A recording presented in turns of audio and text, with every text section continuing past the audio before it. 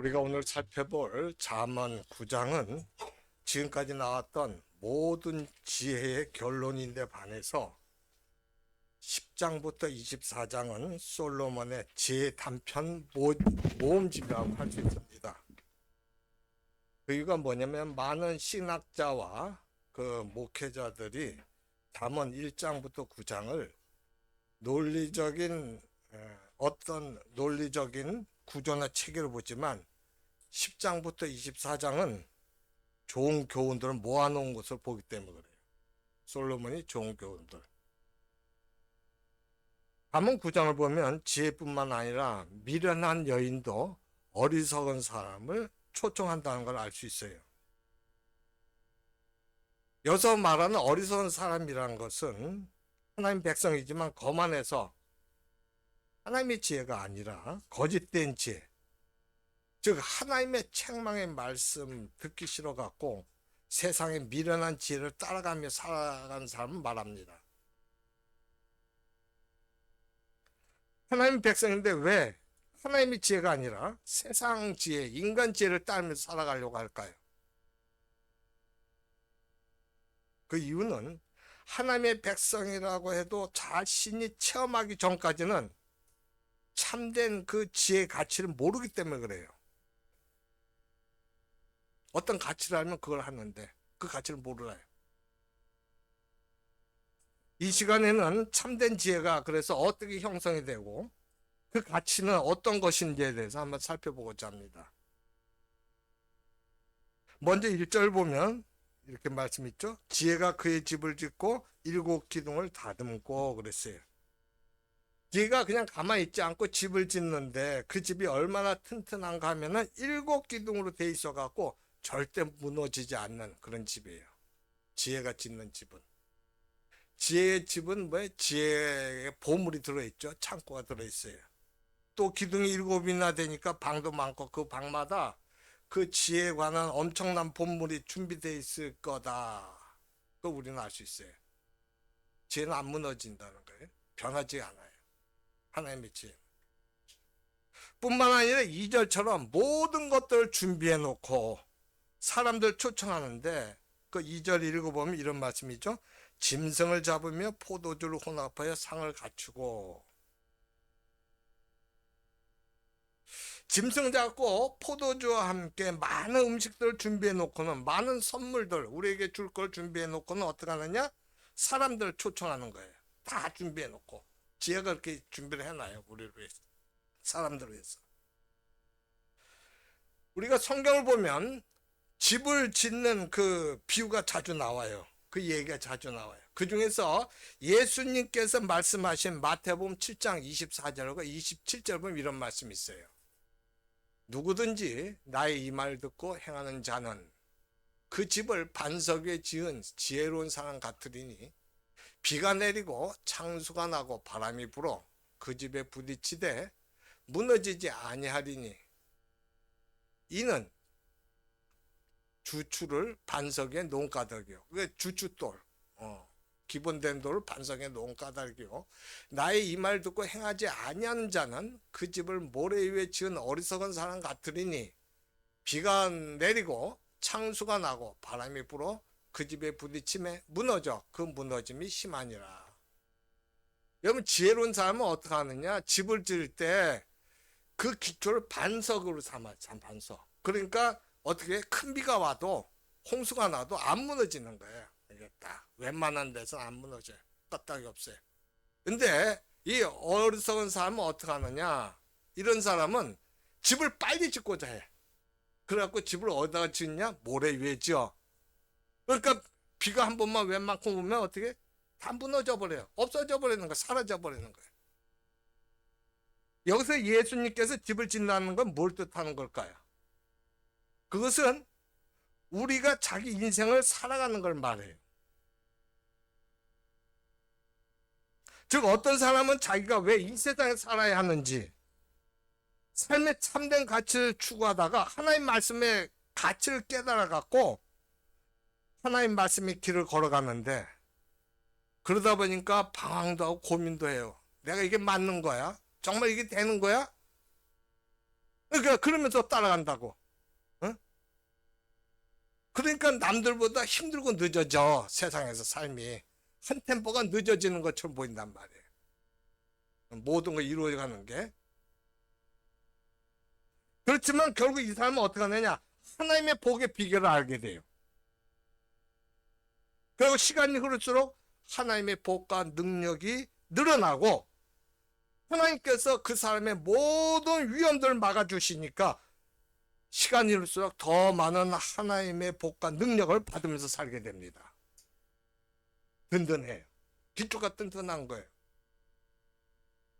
반면에 모래의 집을 짓는다는 건 뭐냐면은 세상에 있는 많은 복들을 단시일에 주어요. 어떻게든 빨리 가지려고 그래. 그래서 담아서 성공하는 걸 말해요. 이 사람은 어떠냐? 많은 돈을 벌었지만 문제는 하나님의 복이 임한 비결을 모른다는 거야. 그냥 모으기만 했지. 왜 어떻게 해서 내가 이렇게 해갖고 하나님의 은혜로 하나님 인도하심 속에 벌어가는지 이걸 없어요. 그건 없어요. 왜? 내가 힘써서 했기 때문에 세상에서. 단지 이 사람이 붙들고 있는 건 뭐냐면 오직 세상의 돈과 지위이기 때문에 위기 순간이 오면 무너질 수밖에 없어요. 어디 기댈 데가 없다고요. 세상하고 사람을 기대했는데 그건 믿을 수가 없잖아요. 그러니까 무너져요. 결국 세상 것만 붙들고 성공했다고 생각한 사람은 기초를 모래 위에 쌓았기 때문에 어느 순간에는 결국 다 망할 수밖에 없는 그런 상황이 돼버리는 거예요. 따라서 예수님께서 집 짓는 비유를 통해서 세상적으로 미련한 것 같지만 하나님의 말씀을 붙들고 하나님의 복을 가져오게 하면서 사는 사람이 지혜로운 삶이라고 말씀하시는 거예요. 사도 바울이 이 말씀을 알고 있었거든, 그 뜻을. 그래갖고 뭐라고 얘기하냐면 고린도전서 3장 12절과 15절을 말을 해요. 고린도전서. 여기 보면 뭐라고 그러느냐. 한번 같이 읽어볼까요? 시작. 만일 누구든지 금이나 은이나 보석이나 나무나 풀이나 지푸로 이 터 위에 세우면 각 사람의 공적이 나타날 터인데 그날이 공적을 밝히리니 이는 불로 나타내고 그 불이 각 사람의 공적이 어떠한 것을 시험할 것입니다. 만일 누구든지 그 위에 세운 공적이 그대로 있으면 상을 받고 누구든지 그 공적이 불타면 해를 받으리니 그러나 자신은 구원을 받되 불 가운데서 받은 것 같으리라. 이게 뭐냐? 우리가 세상을 살면서 하나님 일을 하잖아. 하나님 말씀대로 살아가잖아요. 근데 그걸 갖다 내가 전심으로 하나님 말씀을 믿고 의지하면서 내가 잘 되든 못 되든 하나님에 감사하면서 사는 게 그건 금이나 은이나 보석으로 하는 거예요. 근데 그게 아니라 아이고 내가 이거 하나님의 자녀니까 이걸 해야 된다고? 아이고 이건 내가 이거 꼭 해야 되나? 하면서 그냥 일을 해나간단 말이야. 어쩔 수 없이 끌려다니는 거예요. 그건 뭐냐? 풀이나 나무나 풀이나 지푸로 하는 거예요. 이 터 위에 세우면 이 터는 뭐야? 예수 그리스도야. 반석. 예수 그리스도를 중심으로 살아가야 되는데 이 두 가지 형식으로 살아가는 사람들이. 그러면 어떻게 되냐? 13절에 각 사람의 공적이 나타날 터인데 나중에는 예수님이 오실 때는 그게 다 나타나. 재림하실 때. 그 날이 공적을 밝히는 예수님 재림하신 날, 그래. 하나님 심판하신 날. 그게 이는 불로 나타내고 불로 치는 거예요. 그 불이 각 사람의 공적이 어떠한 걸 시험할 것입니다. 그러면 어떻게 돼? 14절에 만일 누구든지 그 위에 세운 공적이 그대로 있으면 상을 받고 공적이 그대로 있다는 건 뭐야? 금이나 은이나 보석을 했을 때 그대로 있겠지. 그거 안 타잖아 불에. 근데 15절 뭐라고 했어? 누구든지 그 공적이 불타면 해를 받으리니 내가 대충 떼어주고 한 거예요. 아이고 그래 뭐 그냥 시간 없는데 아유 내가 그냥 하라니까 한 거지 뭐 내 마음 사실 내가 항상 내 일에 가 있고 내가 하는 것에 가 있어요. 그냥 할 수 없이 하는 거예요. 그러면 불타면 해를 받는다는 거예요. 나무나 풀이나 지푸 하는 건 다 해받아. 그 사람은 구원은 받아. 왜? 예수 믿는다고 했잖아. 어찌됐거나 구원은 받아. 근데 어떻게 구원받는다? 불 가운데서 받은 것 같으리라. 이건 뭐야? 불나당 다 타버리고 벌거벗은 상태에서 구원받는. 아무 의미가 없는 거예요, 그게. 그리고 그렇게 하면은 내가 예수님 하나님 일을 해도 기쁨이 없어요. 그냥 끌려가는 거야. 마치 도살장에 끌려가는 소처럼 어쩔 수 없이 가는 그런 인생이 돼버린 거야. 죽을 때까지. 그 얘기예요. 그런데 여기서 생각해 볼 게 뭐냐면 하나님의 지혜가 1절과 2절처럼 엄청난 보물이 준비되어 있어. 그래갖고 누구든지 들어가면 마음대로 보물을 가질 수가 있다고 그랬잖아요. 지혜의 보물을 가질 수가 있어요. 근데 이 지혜가 우리를 초청할 때 어떻게 초청하냐? 사람들 초청할 때 처음부터 화려하게 하지는 않아. 어? 그건 3절 보면 알 수 있는데 한번 읽어보면 어떤 말씀이냐? 자기의 여종을 보내요. 성중 높은 곳에서 불러 이르기를 그랬어요. 응? 하나님의 지혜는 사람들 초청할 때 누굴 보내? 비탄한 여종을 보내요. 정말 별 볼일 없는 사람을 보낸다고. 그래서 불러요. 지혜를 갖게 하길 때 그렇게 한다는 거예요. 이건 마치 뭐 똑같았냐면 예수님께서 제자들을 사람들에게 보내실 때 갈릴리 어부들 보내신 거나 볼 수 있어요. 복음을 들으면 우리가 살잖아. 생명이 생기잖아. 그러니까 그걸 할 때 누굴 보냈어? 어부들. 예수님 제자도 어부들이 대부분이잖아. 전부 별로 오는 사람들. 세리. 그런 사람들 보낸 거예요. 그 사람들 제자니까. 그거 똑같아요. 예수님이 오실 때 뭘 타고 오셨어요? 작은 나귀새끼 타고 온 것도. 그런 식으로 하는 거예요. 별 볼일 없어. 왕이 온데도 그렇게 한 거예요.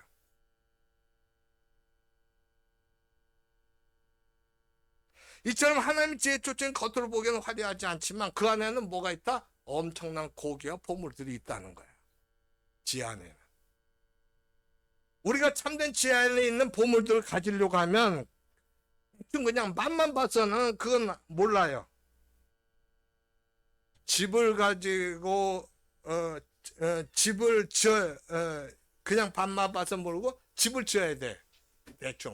대충 하면 몰라. 지혜의 참뜻은 어떻게 돼? 왜 집을 지어야 되는 거야? 그래야지 알아. 내가 살면서 지혜로 갖고 살아갈 때 내가 어떤 내 생각 속에 하다가 하나님 이렇게 할 거다 했는데 안 되는 거 그런 것도 다 겪어봐야 돼. 그래서 내가 그런 식으로 해서 집을 지어야 된다는 거예요.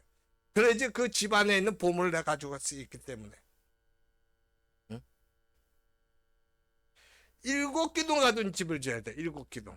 무너지지 않는 거. 보물이 왕창 들어있는 집. 그런 집을 지어야 돼.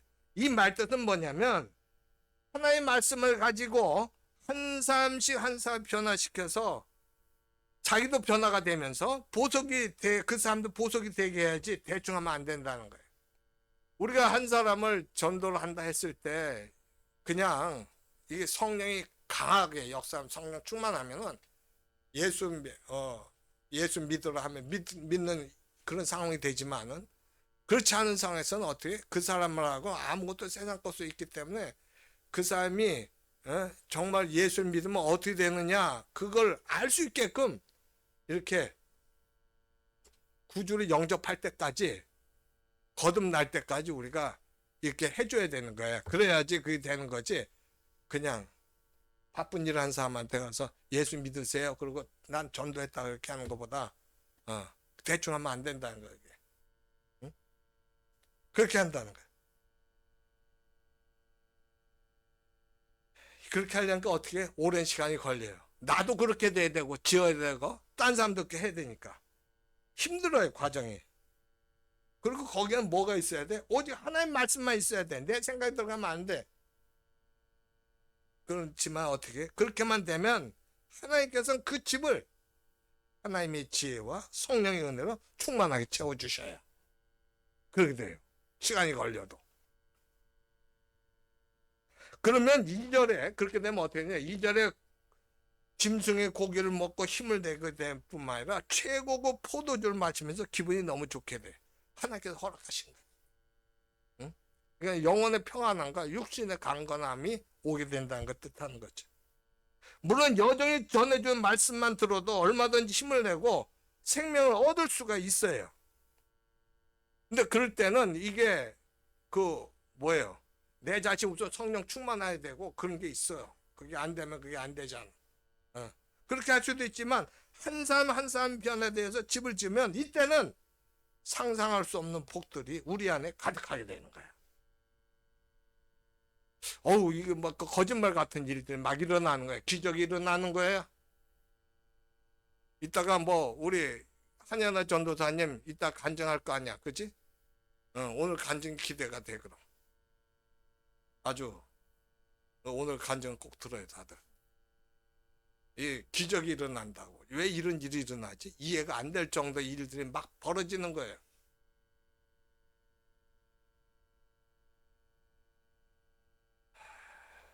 근데 성경 말씀 뭐라고 하느냐? 우리 모두가 미련하고 어리석은 자란 것을 전제로 하고 말씀하셔요.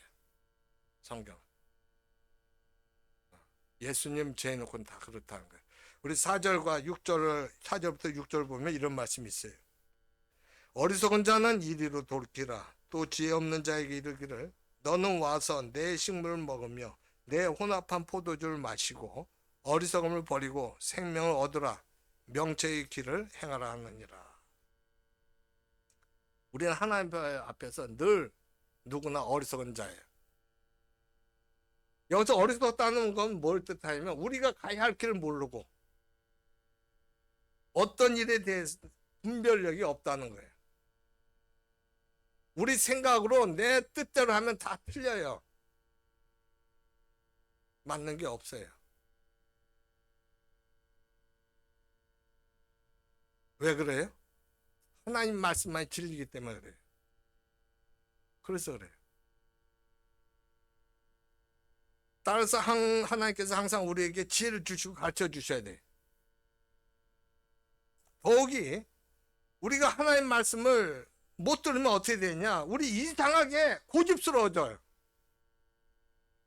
그러면서 어떻게 하냐면 길도 없는 쪽으로 자꾸 가려고 길을 쓰면 결코 가려고 간다는 걸 걸로. 하나님께서 지금 날 한참 모르시네? 이러면서 자기가 맞다고 생각하면서 내가 맞는 거지 하나님이 어떻게 날 다 모르잖아. 그러면서 그렇게 생각하면서 가는 거야.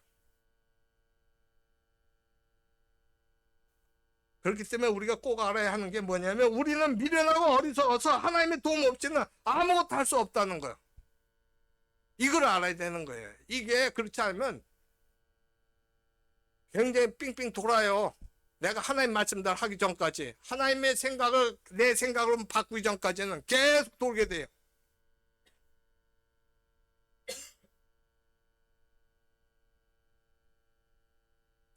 이 사실을 알면 하나님께서 계속 말씀을 주시거든 그 사람에게. 이게 바로 여종이 성중 높은 곳에서도 초청하는 거예요. 계속 우리를 초청해요. 그렇게 살라고. 우리가 처음 하나님의 초청을 받을 때는 너무 시시한 것 같고 도저히 하나님의 말씀을 들으면 세상에서 똑똑해질 것 같지가 않아. 그런데 우리가 그 말씀의 세계 안에 들어가기만 하면 절대로 무너지지 않는 하나님의 복이 있고 그 안에는 도저히 상상할 수 없는 하나님의 지혜와 보물이 가득하다는 말이에요.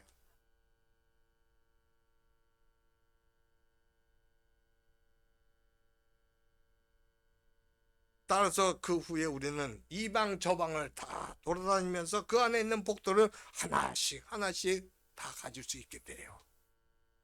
이걸 하나님께서 원하시는 거야. 이걸 하나님의 참된 지혜로 모든 걸 이루어 가라는 거예요. 하나님께서 역사하신다는 거예요. 우리가 명심할 것은 하나님 백성들의 놀라운 복은 세상 어느 곳에서도 얻을 수 없는 무궁무진한 하나님의 지혜를 통해서 주어지고 있다는 거예요. 그런데 놀라운 것은 이렇게 하나님 말씀이 많은데도 하나님 백성들이 하나님 말씀을 가치 있게 생각하지 않는다는 겁니다. 즉 하나님 백성들의 비극은 이 세상 어느 곳에서도 찾아볼 수 없는 이 하나님 말씀을 시시하게 생각해서 들으려고 하지 않는 거예요. 그게 그거지. 뭐 다 뻔한 말씀 아니야? 뭐 나보고 저기만 선하게 살라고 그런 거 아니야? 그런 식으로 하는 거예요. 그 이유가 뭘까요? 사람은 누구나 바뀌는 걸 원하지 않아서 그래요. 내가 이때까지 살아온 것이 너무 좋은 거야. 내 방식대로 사는 거야. 내가 망해도 내가 내 방식대로 살고 싶고, 잘 되면 더 좋고, 그게. 이제 7절을 보겠습니다. 같이 읽어볼까요? 거만한 자를 징계하는 자는 도리어 능력을 받고 악인을 책망하는 자는 도리어 흠이 잡히느니라. 인간에게는 동물들과 달리 자존감과 자존심이라는 게 있어요.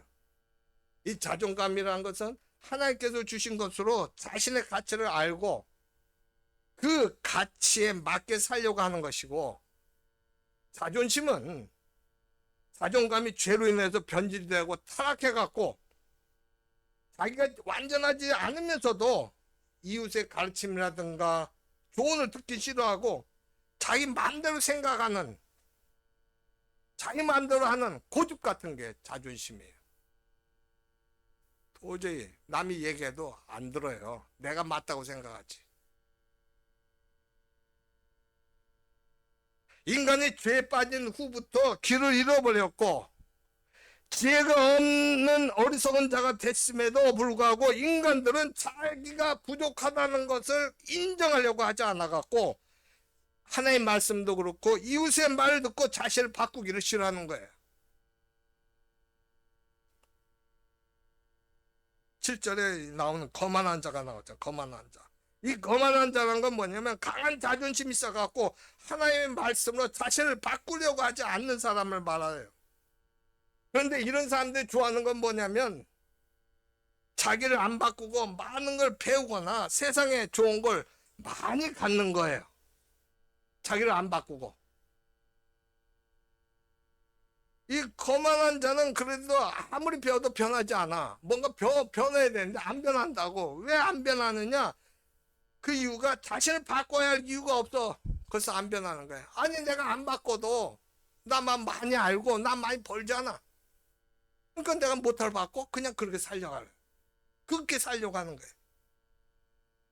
근데 지금 거만한 자와 악인은 불신자들이 아니에요. 하나님의 백성으로서 성경 진리를 아는 사람들인데도 그렇다는 거야.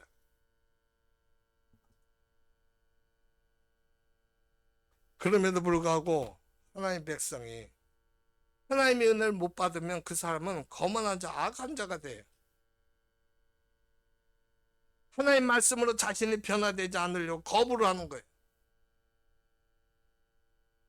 따라서 하나님 말씀을 받아들이기 위해서는 하나님의 은혜가 필요해요.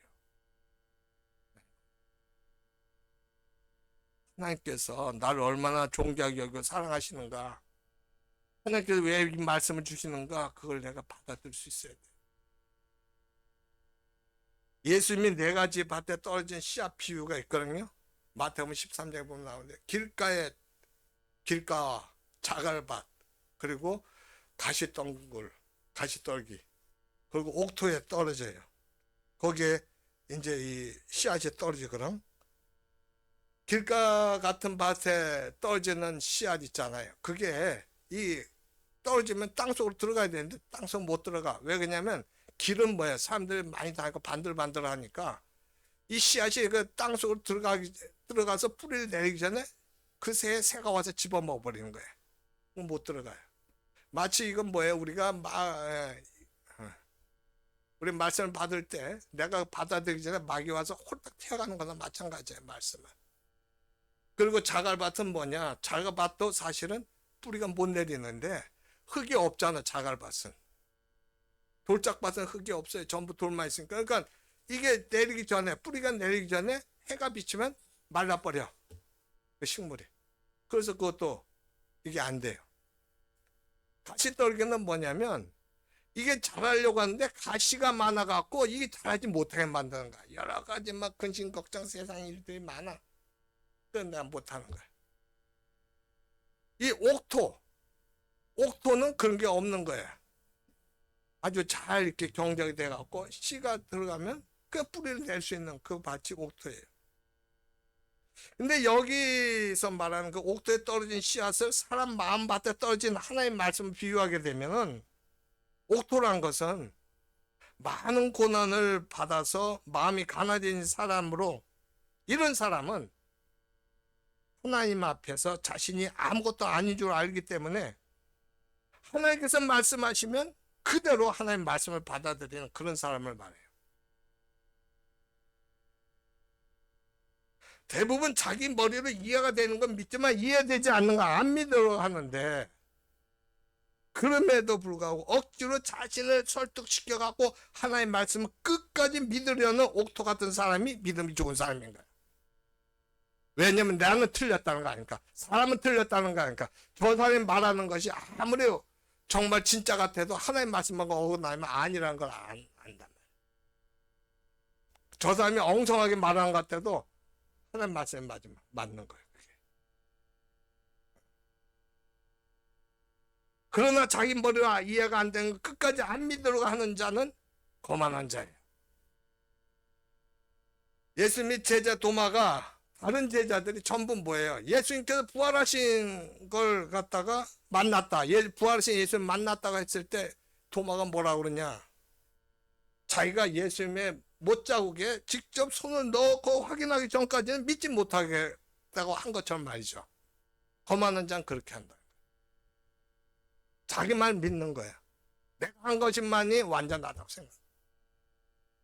그러나 우리의 마음밭이 길가와 자갈가 가시동굴 같다고 해도 우리가 끝까지 하나님의 말씀을 붙들고 기도하면 하나님께서는 그 마음밭을 옥토로 변하게 하셔요. 왜냐하면 하나님께서 하나님 쟁거로 한번 갈아버리면 그러면 다 돼.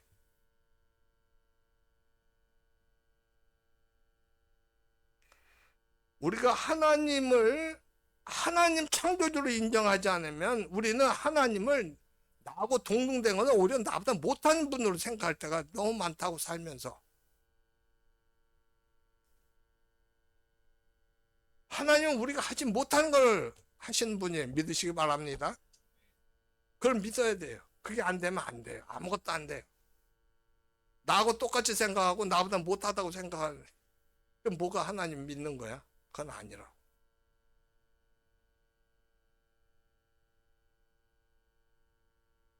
우리가 하나님 말씀 앞에 겸손한 마음을 가지기만 하면, 그래서 우리는 너무나도 많은 복을 받을 수가 있어요. 8절은 이 지금 7절 이 말씀을 이렇게 좀 더 강하게 한 말씀이니까 그냥 안 봐도 이해가 될 거예요. 이제 9절 보면은 9절, 지혜 있는 자에게 교훈을 더하라. 그가 더욱 지혜로워질 것이요 의로운 사람을 가르치라. 그의 학식에 더하리라 그랬어요. 이 말씀은 우리가 지혜 있는 자를 몰라서 더 가르치라는 것이 아니라, 하나님 말씀을 내가 사모하고 사랑할 때 하나님께서 그 사람에게 더 깊이 있고 은혜로운 말씀을 듣고 알게 하신다는 거예요. 그게 내가 지혜롭게 되는 거예요. 지금 나를 향해서, 지금 우리 각자를 향해서 이렇게 말씀하시는 거예요. 하나님 말씀을 들으면 지혜로워진다는데, 지혜로워진다는 게 구체적으로 어떤 걸 말하나요? 그건 우리가 여자분들이 특히 그렇잖아요. 손거울로 보던 걸 전신거울로 봤을 때 나타나는 것과 같아요. 손거울로 봤을 때 부분적인 거 한번 보잖아요. 전신거울로 보면 어떻게 해? 내 전체 모습이 다 나온다. 즉 우리가 어리석을 때는 자신을 부분적으로 밖에 못 봐요. 나 다 못 본다고 내 부분적으로만 보는 거예요. 응. 하나님 말씀을 깊이 있게 들으면 자신의 전체를 볼 뿐만 아니라 이웃이 말하는 것, 다른 사람이 말하는 것과 여러 가지 일들의 본질까지 보게 되는 거예요. 하나님 말씀에는 지혜가 있어서 그와 같은 일이 일어나요. 우리가 살면서 보면 그렇잖아요. 노인들이 고집이 세잖아. 왜 고집이 세? 자기밖에 못 봐요. 자기도 완전하게 본 게 아니에요. 일부만 갖고 그렇게 살아온 걸 그렇게 고집해서 그런 거예요. 근데 하나의 말씀을 들으면은 보게 돼요. 다방면을 보게 돼요. 아, 저 사람 저렇고, 저 사람이. 그래서 이제 거기서 심리학, 상담 심리가 나오고 막 그러는 건데, 상담 심리도 사실은 궁극적으로 파고들면 뭐가 돼야 되냐면 하나님 말씀을 기준으로 해서 나와야 돼. 그게 안 되는 것들이 있어서 좀 문제가 되는 거예요.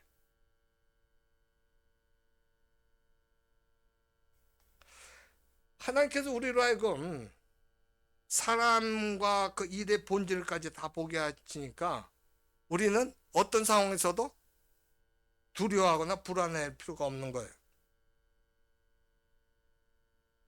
더욱이 그때는 참된 가치를 보게 되고 사탄의 속임수를 알게 돼요. 야, 이거 거짓말이구나, 이거. 사탄이 저 사람들 역사하는 거구나. 그걸 알게 된다. 또 하나님께서 나를 위해 일하시는 걸 보게 되니까 하나님 말씀을 갖고 있으면 일하시는 거 알아요. 이렇게 일하시는구나. 지금 그렇게 봐요. 우리가 하나님 앞에서 자존심을 버리는 게 참으로 중요하다는 걸 알게 되는 거예요. 우리가 하나님 앞에서 잘난 척 해봐야 하나님께서 우리 다 알고 계시기 때문에 아무런 소용이 없어요. 따라서 우리는 하나님께 주시는 말씀을 먹고 잘 소화시켜서 그걸 행하기만 하면 돼요. 내가 할 건 없어요. 내가 미래를 걱정할 필요가 없어요. 왜? 내가 지금 죽어도 천국 가잖아. 믿습니까? 그러니까 걱정할 기회가 없는 거야. 그냥 소화만 시키면 돼. 하나님 말씀 받아들이고 그걸 내 걸로 만들어야 돼. 왜 이렇게 말씀하셨나? 여기서 의로운 삶을 가르치라고 했잖아요. 지금 구절을 보면 의로운 삶을 가르치라 했는데 이거 의로운 삶이란 건 뭐냐면 하나님 믿는 사람을 말해요. 하나님 믿는 게 의로운 거예요. 왜냐하면 하나님께서 그 사람이 죄를 다 가져가셨으니까.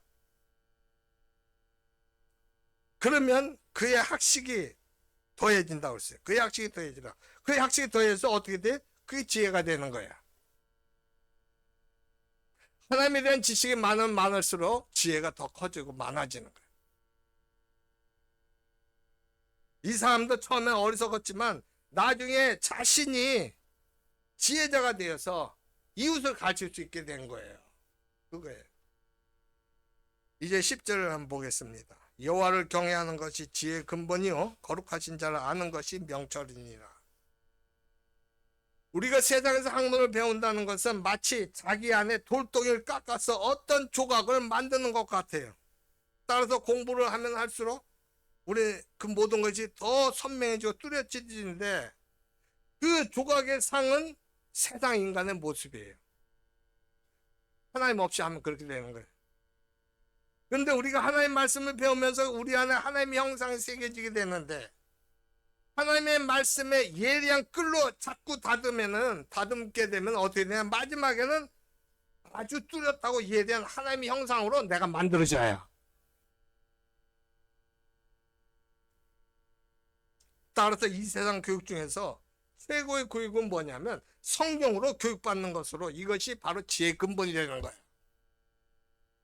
그러니까 하나님 말씀으로 교육받는 게 하나님 보관으로 들어가는 기초인데 여기서는 하나님을 아는 것이라고 하지 않고 뭐라고 그래? 하나님을 경외하는 거라고 그래. 왜 그럴까? 그 이유는 하나님을 경외할 때 이 경외라는 것이 뭐냐면 하나님을 알 때 나타난 내 진심까지 포함되기 때문에 그래. 여러분 하나님을 내가 사랑하고 존경하면서 두려운 마음으로 하나님을 맞아들일 때 내 진심이 거기에 나타나요. 그래서 그런 거예요. 하나님을 경외하라는 거예요. 우리가 하나님을 아는 것만은 경외하는 현상이 안 나타날 수가 있어요. 그런데 수술을 받거나 어렵고 힘든 상황 속에서 하나님 만날 때가 있다고. 이때 우리는 하나님을 머리로만 아는 것이 아니라 몸 전체로 체험하게 돼요.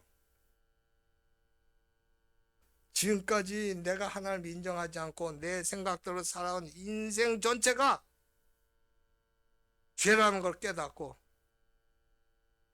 형제들은 내가 어찌할꼬 하게 되는 거예요. 하나님을 경외하지 않았다. 경외하게 되면 그래. 나를 알게 되네. 나를 보게 돼요. 우리가 하나님을 모를 때 모든 걸 수평적으로만 보게 되지만 하나님을 알게 되면 모든 걸 하나님의 눈으로 보게 되는데 이것은 이미 다른 차원으로 모든 것을 볼 수 있게 되는 거예요. 이것은 마치 만화책을 보는 것과 영화 관람의 차이와 같아요. 여러분, 만화책은 아무리 재밌어도 어떻게 만화책이에요.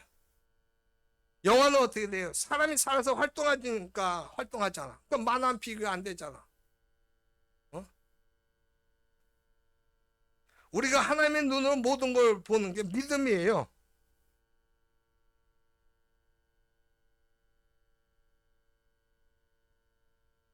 같이 따라해봐요. 믿음은 하나님의 눈으로 모든 것을 보는 것이다. 이게 믿음이라고.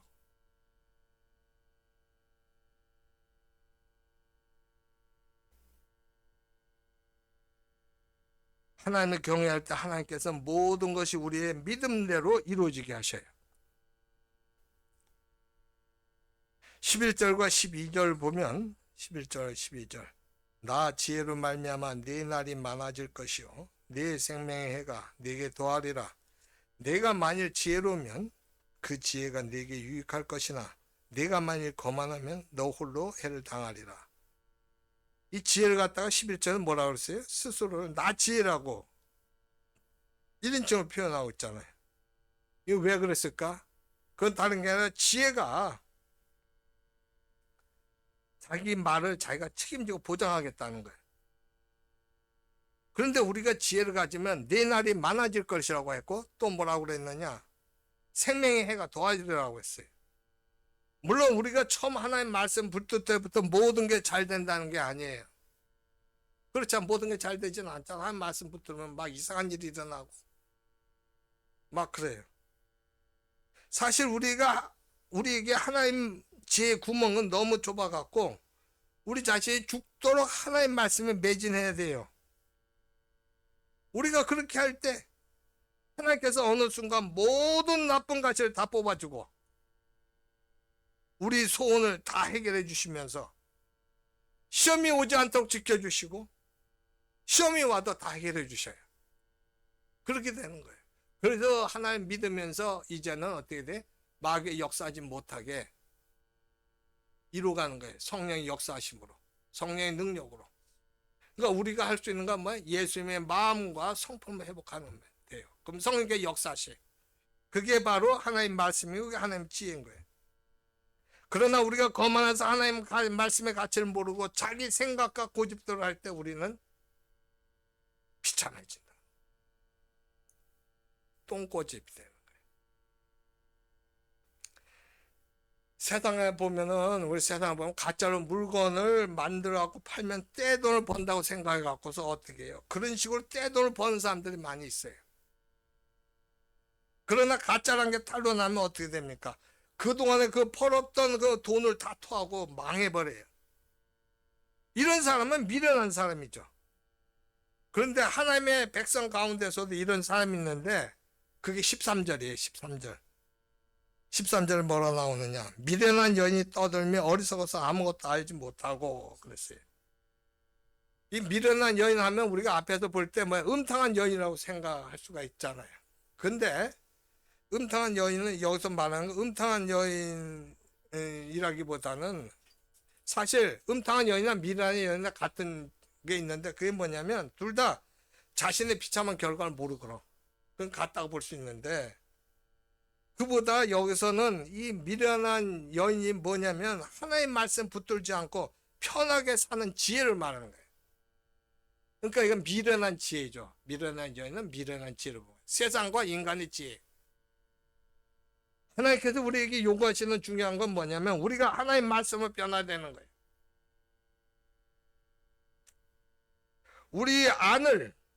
우리 내면을 하나님 말씀을 충만히 채워갖고 실적으로 완전히 다른 사람으로 만드는 게 하나님의 지혜예요. 그래서 예수님이 하나님의 지혜란 말이에요. 하나님의 말씀이기 때문에. 그런데 미련한 지혜는 겉으로만 부흥되기를 원해요. 겉으로만 삐까번쩍하게. 즉 하나님 말씀이 자기 안에서 화학적 변화를 일으키는 게 아니라 단순히 듣고 겉만 번지르하게 기분만 좋아지는 거. 겉만 번지르하게 하는 거. 따라서 하나님 말씀 들을 때 어떻게 하느냐. 들어도 세상의 돈과 자랑, 지식으로 장식을 많이 해요. 그런 걸로 다 채우려고 하는 거예요. 하나님 백성들이 이걸 좋아 그럼?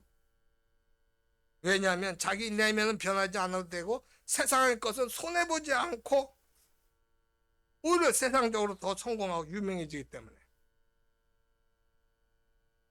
하나님, 내가 이번 하는 사업 잘 되면 내가 하나님한테 11점 멋지게 드릴게요. 근데 그렇게 기도를 했는데 사실 딱 했는데 뭐라고 하냐 되면은 하나님 2번이 아닙니다. 기회를 한 번 더 주세요. 안 한다는 거예요. 안 한다는 거예요. 내 건강을 책임주세요. 내가 어떻게 하든 이 건강한 몸으로 하나님의 뜻을 이루며 살겠습니다. 왜 그래요? 우리 내면서 자꾸만 하나님 말씀 접하자면 우리 내면서 자꾸만 내 육신적으로 살아가게 하니까 그런 거예요. 내 지성이 날 충동질하고 악한 영이 날 가만히 못 둬요. 하나님 편에 절대 서지 못하게 하는 거예요. 그러니까 우리가 그걸 싸워야 돼. 그럼 그걸 싸워야 되니까 이게 얼마나 힘드냐고. 하나님은 안 보이잖아 실제로. 그러니까 힘들 수밖에 없는 거예요. 싸움 자체.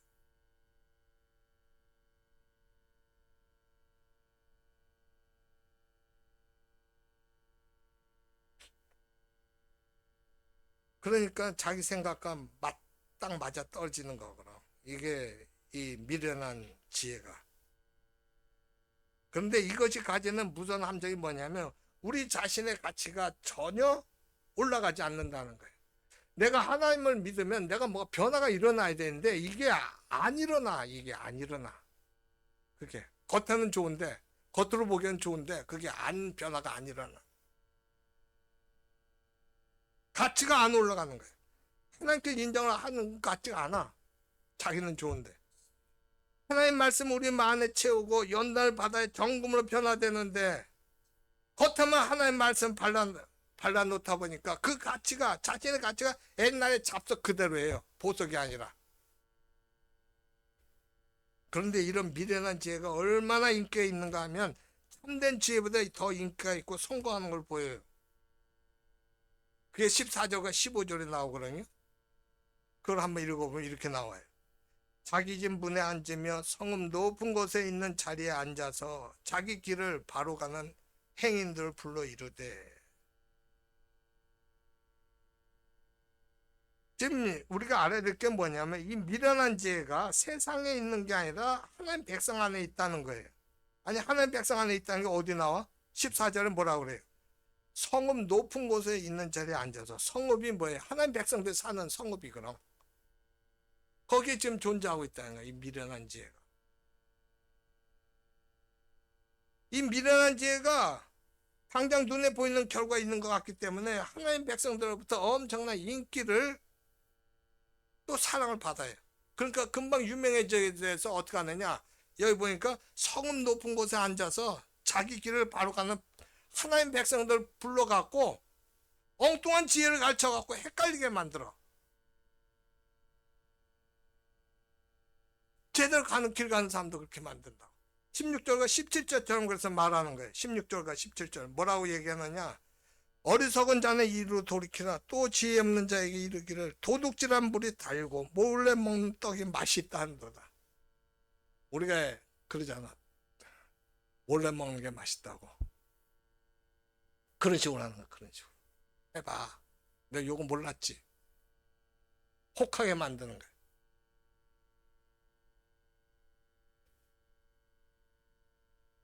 미련한 지혜의 가르침은 옳고 그름이 중요한 게 아니라 결과만 맛있고 시원하면 충분하다는 거예요. 미련한지. 특히 이런 사람들은 자신의 기분이나 느낌을 중요하게 생각해요. 하나님 뜻이 아니고. 자기 생각에 맞으면 진리고 자기 감정에 좋게 느껴지면 하나님 보복이라고 믿는 거예요. 하나님의 백성이 망하는 이유가 뭐냐면 하나님 백성이 하나님의 진리를 시시각각하게 생각하고 자기 생각이나 인간적인 느낌과 인간관계를 너무나 중요시하기 때문에 하나님의 진리가 그 사람을 바꾸지 못한다는 거예요.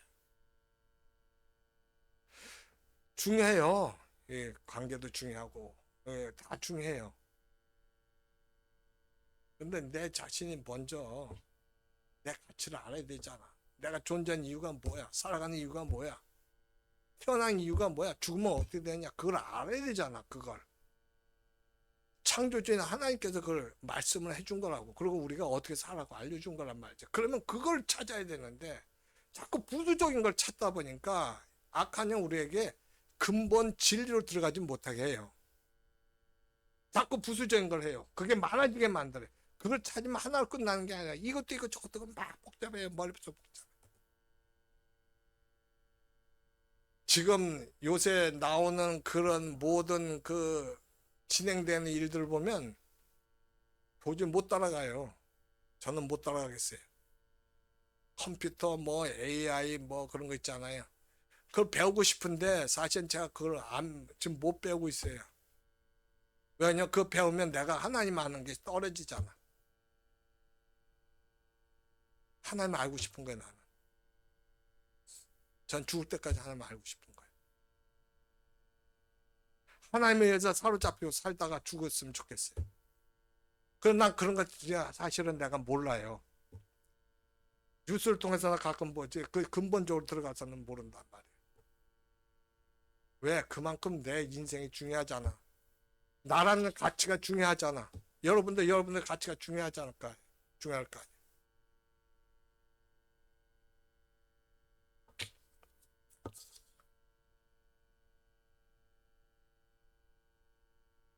그렇지만 하나님 백성이 자기가 미련하고 어리석다고 생각하고 하나님 말씀 붙잡으면 모두 복을 받아요.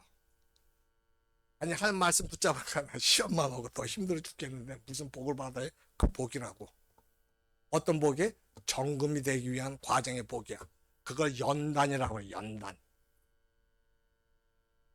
나중에 정금이 되는 거예요. 나중에는 어저께 제가 주양교회에다 그 조영기 목사님이 한 거 쇼츠 영상을 보내드렸는데 다 보셨는지 모르겠네. 그거 보면 너무 어이가 없잖아. 자기 딸이 교통사고로 뇌가 이상이 있어갖고 미쳤단 말이야. 정신 이상이 됐어. 그 이분이 아버지가 너무 힘들어갖고 그것 때문에 어떻게 하지 못하. 이래도 안 되고 저래도 안 되고. 하나님 말 기도하니까 하나님 뭐라 그랬어요? 너 네 딸이 그렇게 된 거에 대해서 감사했냐 그래. 아니 어떻게 검사할 수 있냐고 그거. 네가 네 입으로 불평하고 원망을 하면서 하니까 내가 너에게 복을 줄 수 있는 기회가 없었다는 거예요. 이해가 돼요? 그 말씀이? 이해가 돼야 돼요. 하나님 우리에게 복을 주기를 원하셔요. 그렇잖아요. 복 주는 과정이 여러 개 있어요. 그냥 물질적인 거 한꺼번에 팍팍 쏟아부을 수도 있고 그분처럼 그렇게 살 수도 있고 다음날 가니까 병원에서 뭐라고 하냐면 얘기하는 얘기가 다 나섰다는 거야. 다 나섰다는 거야. 이거 보통 일이 아니에요. 그거. 그 믿음이 어떤 믿음이? 하나님이 창조주라는 걸 믿어요. 나는 피조물이다. 하나님이 진리고 나는 가짜다. 거짓이라는 걸 믿는 거예요. 그게 안 되면 그게 안 돼요. 오직 안 들어요. 여러분 하나님께 원하시는 게 그분처럼 그와 같은 믿음으로 들어가기를 원하시는 거예요. 그래서 우리가 어떤 상황에서도 복을 받기를 원하신다고. 하나님께 영광 돌릴 수 있게 하고 하나님 찬양하는 거예요. 그게 그리스도인의 삶이라고.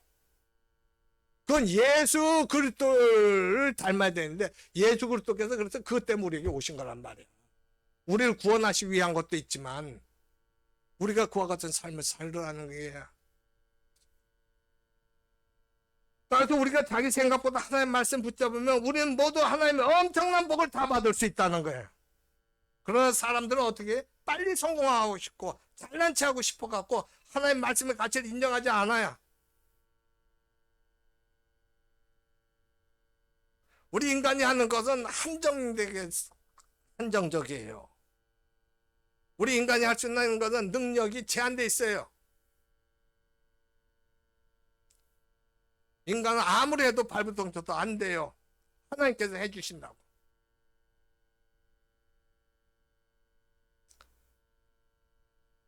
이 사람들이 알지 못하는 게 뭐냐면 빨리 성공하고 싶고 잘난 체하고 싶어갖고 하나님 말씀 가치를 알지 못하는 거, 인정하지 못하는 사람들이 알지 못하는 게 뭐냐면 도적질한 물이 자기 갈증을 채우지 못한다는 사실이에요.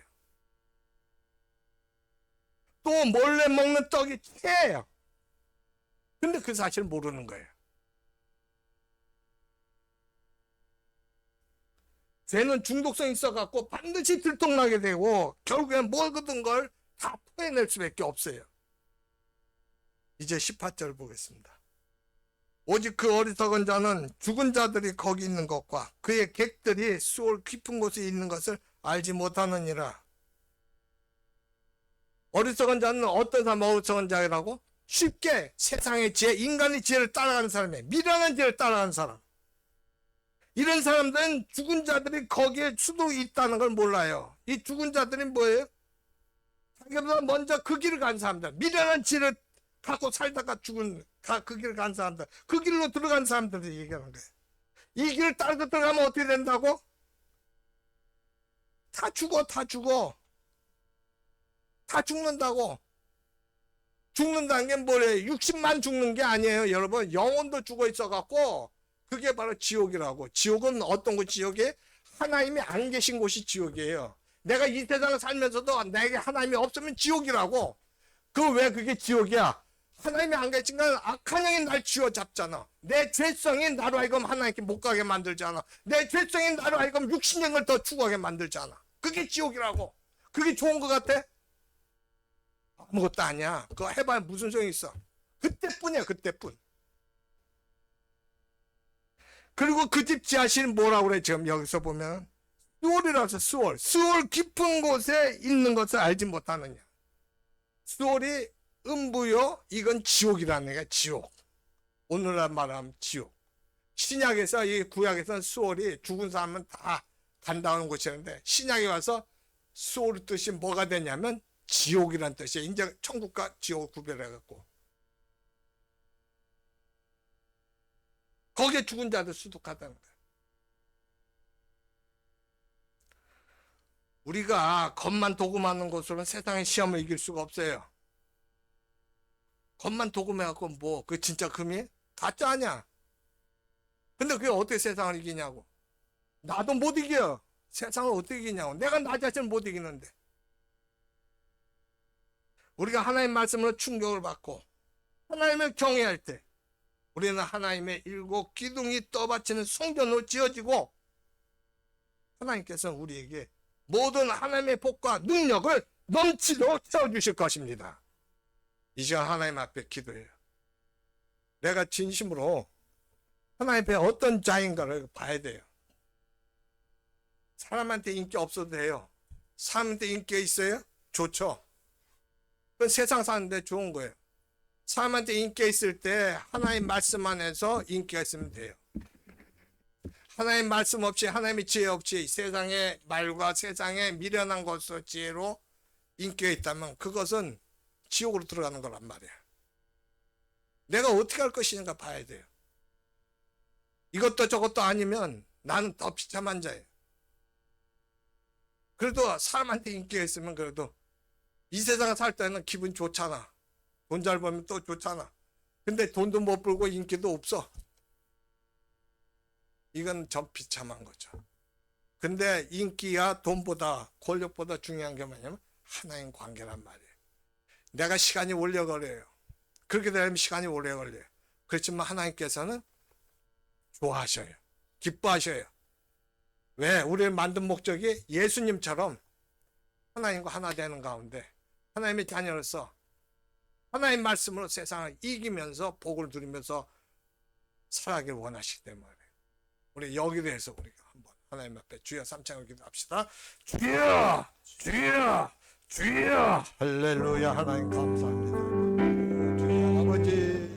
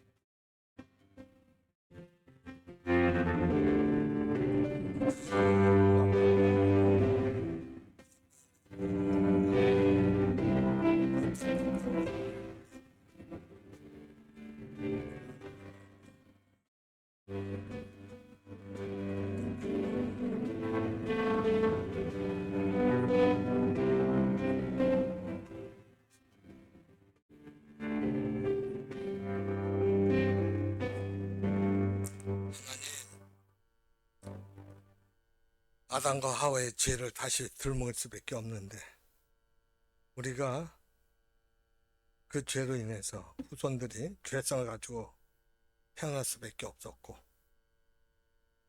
또 그래서 우리 자신들이 성령의 뜻에 따라 성령의 능력으로 살아가기보다는 내 죄성을 따라가며 살기를 원하는 삶이 될 수밖에 없었습니다. 세상의 왕이 악한 영이 되다 보니 또 내가 하나님 말씀대로 살아가려고 하면 너무 힘듭니다. 그러나 창조자 하나님께서 우리가 죄를 지었다고 하지만 우리의 본질까지 넘겨주지는 않았습니다. 우리는 하나님의 형상대로 만들어진 존재이기 때문에 우리의 본질은 하나님의 자녀로서 살아갈 수가 있습니다. 그래서 하나님께서 예수 그리스도의 십자가를 통해서 우리를 구원해 주셨고 우리로 하여금 예수 그리스도의 마음과 성품을 가지고 성령의 능력으로 악한 영의 세력을 묻히며 살아가라고 하신 겁니다.